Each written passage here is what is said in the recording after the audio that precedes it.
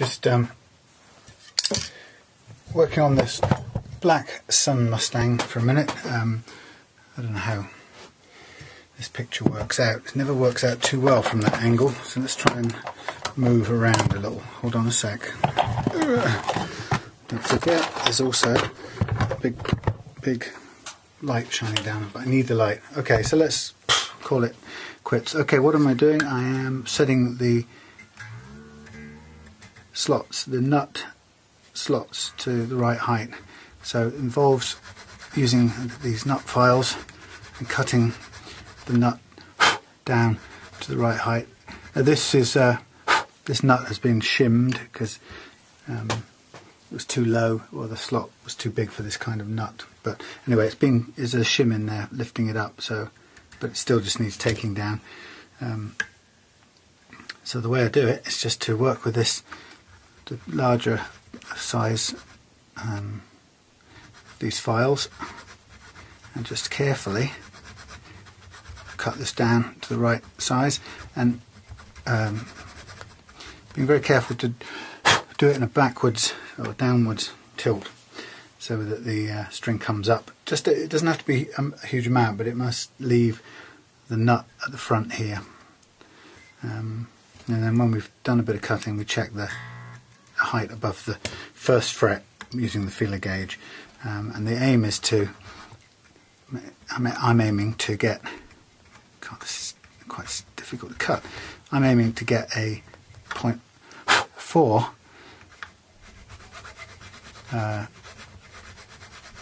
of a millimetre over the first fret. This is what I'd like.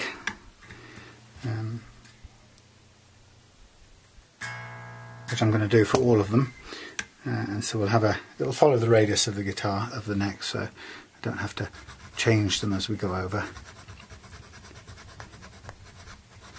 This one is sort of sticking a little bit in here. I don't know the material. I think this is a tusk nut, so it's quite a good material, but it's making it a little bit harder to cut than some I've worked with. So I might just need to use two hands on it. I want to get the downwards motion, but what I also don't want to do is end up cutting this the edge of the neck, has it the bit behind there. Anyway, so if I still can play the note cleanly, I've still got a bit of space to go, and I say it's grabbing quite a bit at the moment. I don't know why that is.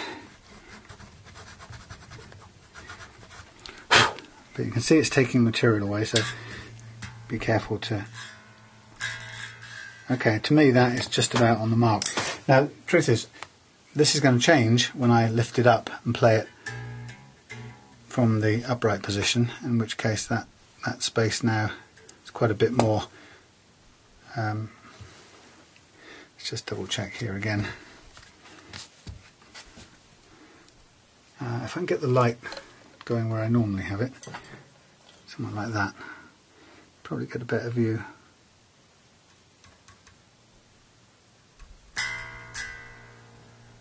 Okay, still got some more to do.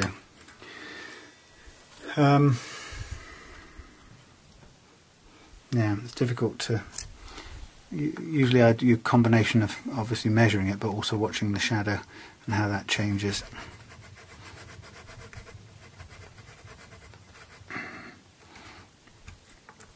It's quite sticking.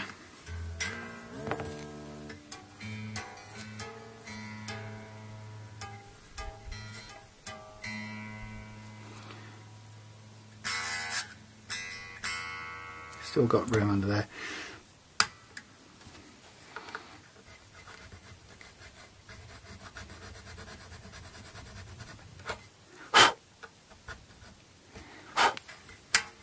It builds up a bit of dust on the neck, which you have to take off.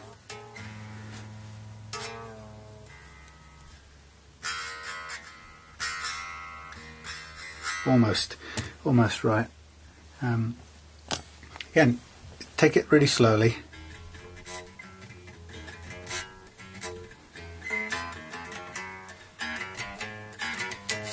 Now this is without paying too much attention to the action at the other end right now. At the moment I'm just concentrating on getting the action right over the nut here, so I'm happy with that one, I think.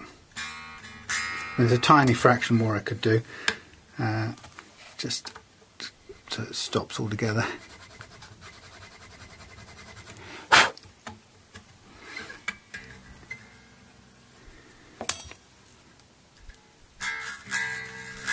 That's close enough for me. Right, so that's the principle. I'm going to do the same for all of these strings going across here, and I'm going to, as I do these, I'm going to take them off one by one, and then once I've done these first three, I'll put some graphite, clean up the wood here, put some graphite in to lubricate it. What I also might do is just use these slightly older, these are quite interesting, they weren't built for this purpose, but they are quite useful tools. They cut a slot as well. They're kind of like poor man's files, and they're actually welding nozzle cleaners, really useful, and they are really cheap, relatively cheap, so you can do this job with those. The only difficulty is by the time you get down to the thin ones, it's easier to use one of these than it is to hold one of these tilly little wires, and it gets really very difficult, and you can see from the way they've completely bent that the little thin wires don't survive very long, but they are, as a start point, you get a set of 6 of them, and they tend to be gauged the same as a, I don't know, a Ernie Ball Super Slinky or something, which is what these are. And basically you can do it. Okay, so I'm now going to measure up the next one, and also change over to the next smallest, which is the 32. But yeah, so you can use those cleaners, those welding rod cleaners, as I say, a really good inexpensive start point. I did it for a while, but then it makes sense to buy the other ones, because if you're doing it more and more, you don't want to be fiddling with the little things that get harder and harder to work each time. So I think these were, I don't know, about £45 or something, these nut slots, and for me it was a very good investment. Personally, I think that even if you're just a player and you're maybe you're 25 years old or something, and you're going to play guitar for the rest of your life, but also you're going to have several guitars. If you haven't already got several, it's definitely you're going to play for many years to come, and you may well have several more guitars. Then the amount of improvement that this action I'm doing now makes to any one of your guitars, let alone all of them, is so significant that I think it's worth £50 for a single guitar, let alone if you've got more than one, and if you carry on playing for many years throughout your life. So that's my view on it. Again, it's personal choice, but I think that the amount of improvement this makes is that big and that significant that you really wouldn't regret it. And interestingly, somebody contacted me today on the Relove Guitars Facebook page and asked me what I'd recommend as a few jobs they could start doing on their guitar to get into it, and this is one of them. Although it sounds like a pretty big deal, it's the most improvement you can make for a small amount of effort. And so I'd recommend this, and a set of these, and a few blank nuts that you don't mind throwing away if you get it wrong, and an old guitar to kick off with. Now, these are getting quite low.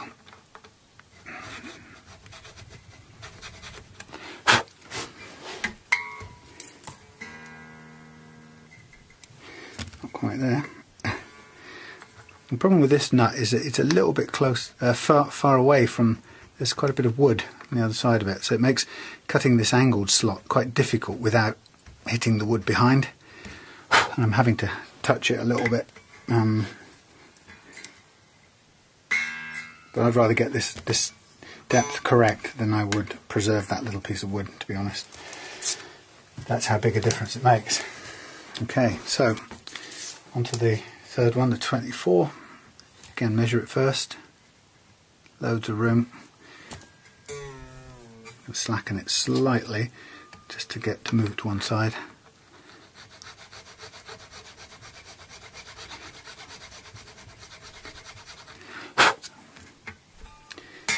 Again, don't merrily go on and just cut away, always stop, even if you have to do it more times than you wanted to.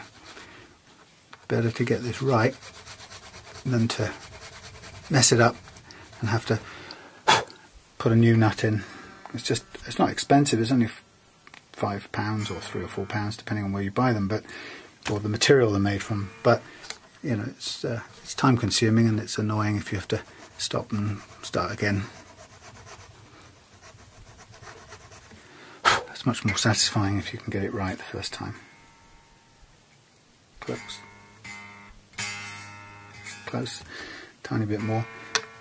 What I might well do, I think I will do, is once I've done this, I'm going to go with a file and just cut the shape of this nut a little bit nicer. Because it's sticking up a bit at one end, because it's sitting up on a shim, so it's a little bit higher than normally it would be.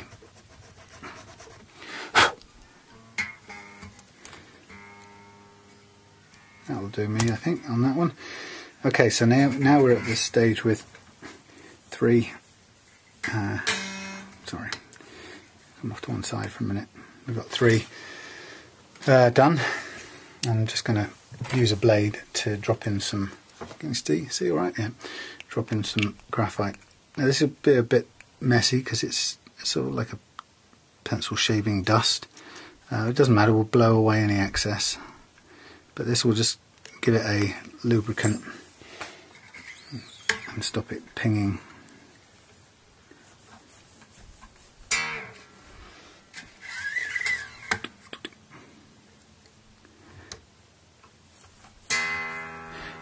And the last one. And then blow away the remainder. Actually, you know what? This doesn't really need that much shaping. I'm not going to bother. It'll just get fiddly for the sake of it. Okay, so now we're on to the next three. So you take those, slack those off to move them out. First one we'll take off the side there. Second one a bit more slack because it's got to go off.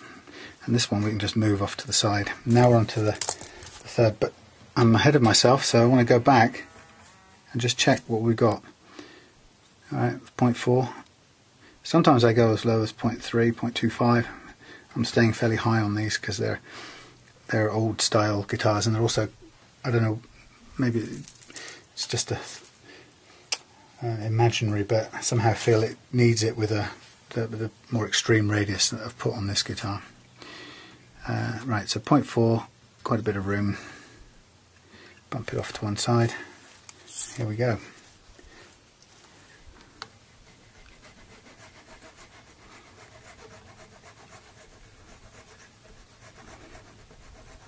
Now, as I say, by the time you're down to trying to do this one with those little sets, the pipe cleaners or the welding nozzle cleaners, that can be really difficult from about the G onwards. But compared, when you compare the pricing, it sometimes makes a lot of sense because at least you can have a go at it, whereas you might not be able to afford the full set of these things. And I've made do with one set, but in fact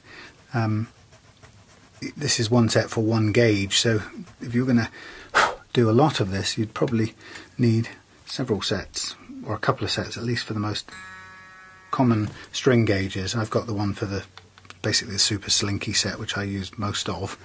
But I have to be conscious that when I put on a set of 10s for someone, or for me, I have to go and slightly widen the holes. It's doable with just waggling these around a little bit, you know, so as long as you know you've got to put the slightly heavier strings on, you can do that. But you know, you'd ideally want the correct set for each gauge, and you can imagine that starts to be expensive, particularly if there are lots of different custom gauges. Well, you might get away with at most 3 sets, and then you swap and change a few out for the custom sets, but keeping them in stock might start to get a bit confusing and getting them mixed up. So we're getting there.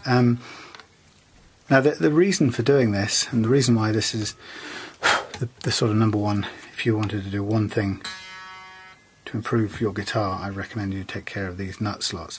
And the reason we're doing this is because so many guitars, electric and acoustic, are difficult to play at this end.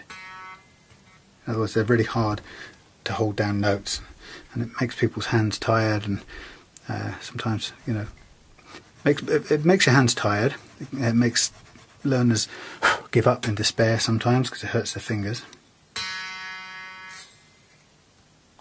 But the other thing that I didn't know for the first 30 years I was playing, and I found out the hard way, is that if the height of the strings of the first fret is too high and you have to press too far, what happens is that your strings go out of tune slightly when you press them around that area. So you think of a lot of the open chords you play in that area, down that part of the neck, like a G or a D. You've got a mixture of open notes and fretted notes, like a little diamond shaped or triangle shaped D. And what happens is you can tune your guitar perfectly. All the notes are tuned to a tuner, and your open strings are beautifully in tune. Then you press the D shape down, and those notes will go sharp while these stay perfectly in tune, and the whole thing together will sound awful. And that's the result of these string heights over the first fret being too high. And it took me 30 odd years and having a guitar that I nearly gave up on because I just couldn't live with it. And I shouldn't have had to live with it. That was the reality, but nobody had told me, and the shop had told me this guitar the way it was, and it was never in tune. I couldn't play open chords on it because they never sounded or felt like they were in tune. And eventually you think it's you, and that's the really annoying part. You sort of blame yourself. You sort of describe it to other people as if I'm not able to get this guitar into tune, and because you can't describe what it is, you feel stupid. There's something wrong with you, that you can't explain why this guitar sounds so out of tune. And it's only, in a sense, it's only mildly out of tune, but it's enough to make you not want to play it. It's just enough to spoil it. And there we go. Anyway, eventually, after about 2 years of living with this guitar, I finally worked out that it was what was causing it, and it was these heights of the string over the first fret. And when I worked that out, I was able to correct it in the manner I'm doing now. And to me, that was the biggest revelation in all those years of playing guitar. And as a result, I was just mind-boggled. I couldn't believe so small an adjustment could make such a difference. Because the minute I cut the string slots down to the right amount, and by the way, I had to find out the right amount myself. The minute I cut it to the right amount, the guitar instantly played beautifully.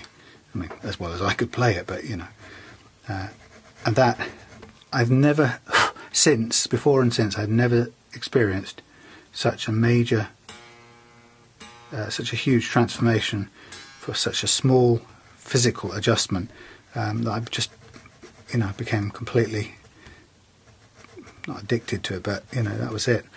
That was it. From there on inwards, I was going to do it every time.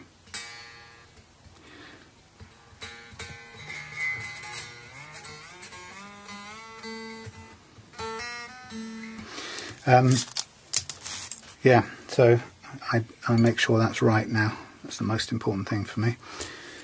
Of course the other things are important too, but that's the number one starter thing that's important.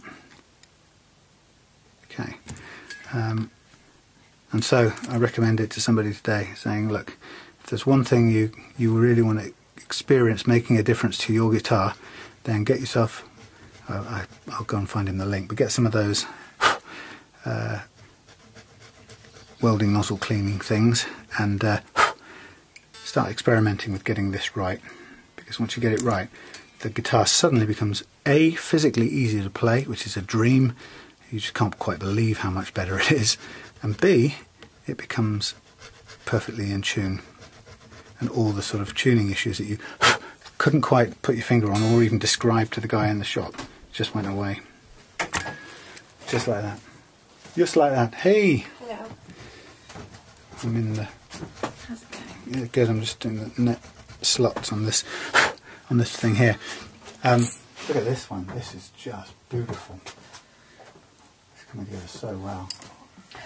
Ooh. Look at this new humbucking. Smart, huh? Yeah, and then we've got the Morris head there, Yay. trying, and the new frets, and we'll have new tuners in there as well. Shiny. They need to be done, so they're Yeah. still a bit sharp on the edges, but Right. yeah, They're good. it's all good. Right, that's what I do to get it to get this to work at this end. I'll come back to you in a bit when I'm ready to do the action and the What you mean is intonation. when I've gone away? No, I'll have a cup of tea, if that's all right.